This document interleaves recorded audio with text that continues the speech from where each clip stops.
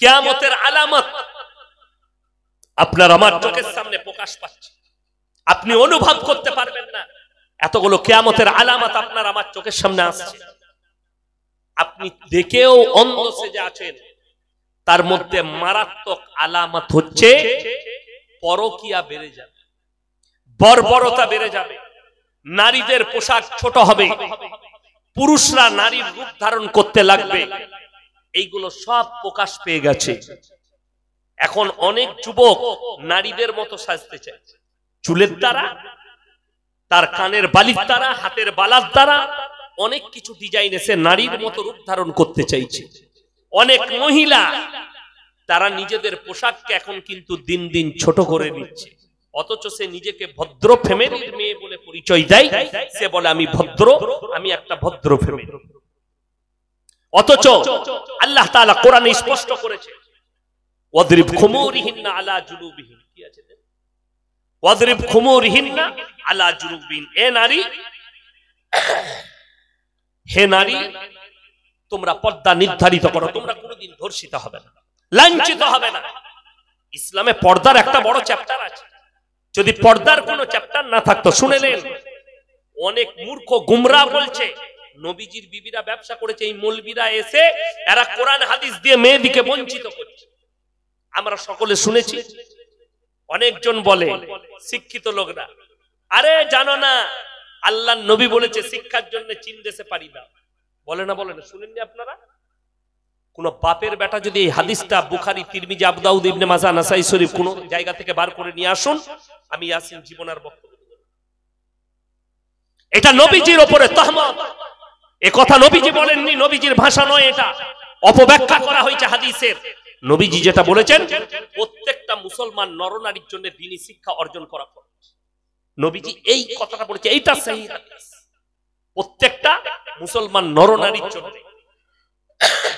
নারীদের পদ্ধতি, তারা পর্দার মধ্যে থেকে তারা কি করবে? শিক্ষা অর্জন করবে।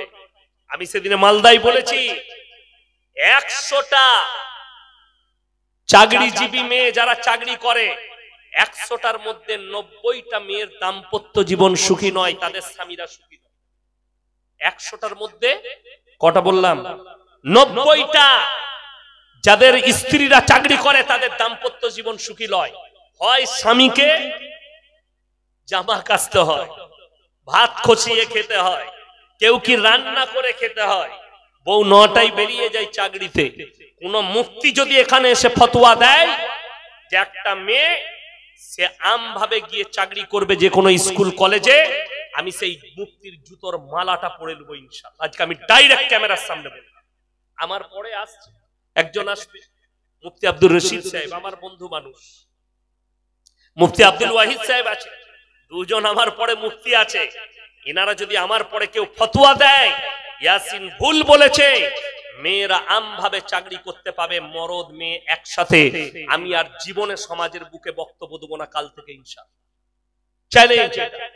অথচ আমরা ফতোয়া দিতে পাচ্ছি না কেন? এই কম মেনে নিবে না। আজকে শুনেলেন কিয়ামতের আলামতের মধ্যে মারাত্মক আলামত। যারা আমার বাপের বয়সী আছেন তারা শুনে যান। এমন একটা যুগ ছিল, আমার এই বাপ চাচারা মিথ্যা কথা বলতে ভয় খেত, পাপ হবে বলে। আজকে এমন একটা যুগ এসছে, আমরা সত্য কথা বলতে ভয় খাচ্ছি, কেউ কলারটা টিপে ধরবে বলে। আপনি অবাক হবেন। আমি আপনাদেরকে সামান্য একটা দলিল দিচ্ছি।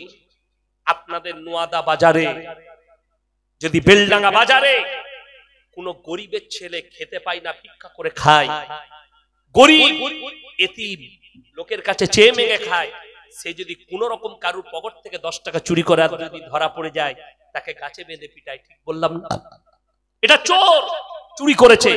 দেখেন না, সে পেটের দায়ে চুরি করেছে 10 টাকা, তাকে দিবার কেউ নেই, সেদিনে পয়সা পাইনি, তাই সে লোকের পকেট থেকে 10 টাকা চুরি করেছে।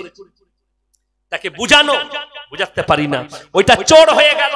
তাকে গাছে বেঁধে সমাজের লোক পিটায় চোর বলে, দোকানে বেঁধে পিটায়। অথচ যারা কওমের হাজার হাজার লাখ লাখ টাকা চুরি করে, তাদেরকে আমরা স্টেজে ডেকে তাদেরকে সম্মান দিই, ফুলের মালা পরাই আর বলি এরা সমাজসেবী। এটা কিয়ামতের মারাত্মক আলামত। চোররা সম্মান পাবে আর জ্ঞানীরা তিরস্কৃত হবে। এই যে স্টেজ দেখছেন, আজকে ইয়াসিনকে দেখছেন, আজকে মুফতি আব্দুর রশিদকে দেখছেন, আজকে একটা আলেমকে দেখছেন, কিয়ামতের পূর্বে এই স্টেজগুলোর উপরে এসে মূর্খরা বয়ান করবে, অশিক্ষিতরা যাদের কাছে ইলম কালাম থাকবে না, একটা ইবারত পড়ার ক্ষমতা থাকবে না, কোরআনটা শুদ্ধ করে পড়তে পারবে না, তারা এসে মানুষের কাছে কোরআনের আর হাদিসের অপব্যাখ্যা করবে, আর মানুষরা মনে করবে এরাই হচ্ছে সমাজের সবথেকে বড় স্কলার। এটা কিয়ামতের আলামত। হযরতে হোসেন আহমদ মাদানী সাহেব রহমতুল্লাহ আলাইহি মৃত্যুর আগে দারুল উলুম দেওবন্দের শেখুল হাদিস হযরতে শেখ পালনপুরি রহমতুল্লাহ আলাইহি, সঈদ সাহেব পালনপুরি রহমতুল্লাহ আলাইহি, তিনি গুজরাটে একটা বক্তব্য দিয়েছিলেন যে কিয়ামত से पहले जब आलिमों की कदर कम हो जाएगी, अल्लाह इल्म से पहले आलिमों बड़े बड़े आलिमों को उठा लेंगे। যখন মানুষ আলেমদিকে অসম্মান করবে আর মূর্খকে স্টেজে বসাবে, আল্লাহ ইলমের থেকে আগে বড় বড় আলেমদিকে দুনিয়া থেকে তুলে দিবে। আজকে সেটাই হয়েছে।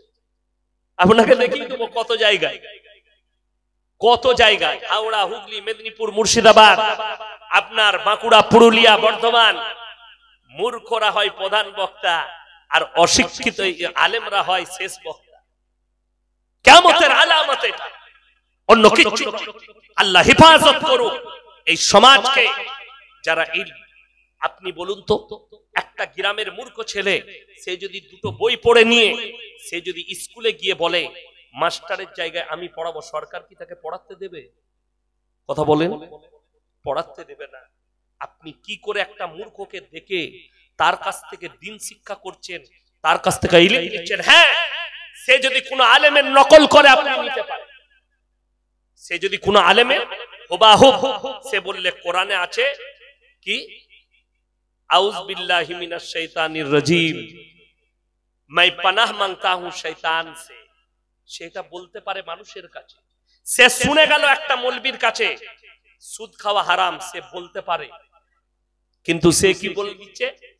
সুদ যদি কেউ খায় জীবনে আর জান্নাতে যাবে না, সে জাহান্নামে চলে গেল। যা সালা, কোথা থেকে পেলি? সে তার ব্রেন থেকে বলছে, কেন? তার কাছে কোরআন হাদিসের জ্ঞান। আরে ভাই, কোন মানুষ যদি পাপের সাগরে ডুবে যায়, কোন সাগরে বললাম?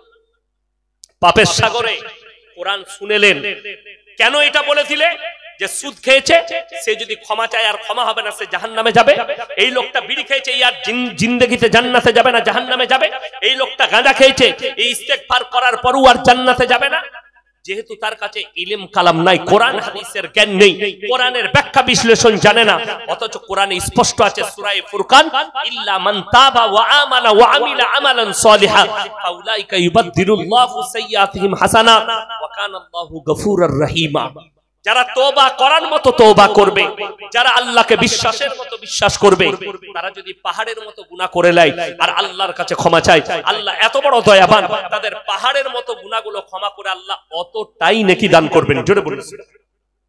যেমন একটা অমুসলিম ব্যক্তি, সে সারা জীবন আল্লাহ বাদ দিয়ে অপরের উপাসনা করেছে, কিন্তু সে যখন কালমা পড়ে মুসলমান হলো, আল্লাহর কসম হাদিস আর কোরআন বলছে তার বিগত জীবনের সব গুনাহ মাফ করে দিলেন, আল্লাহ তাআলা অতটাই নেকি দিয়ে দিবেন। জোরে বলুন সুবহানাল্লাহ। খালি আল্লাহকে বিশ্বাস করার জন্য তার সব গুনাহ মাফ।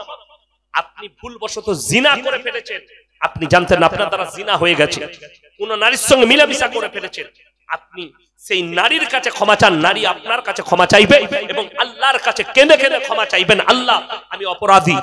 আল্লাহর কসম করে বলছি, আল্লাহ ওয়াদা করেছেন আল্লাহ ক্ষমা করবে।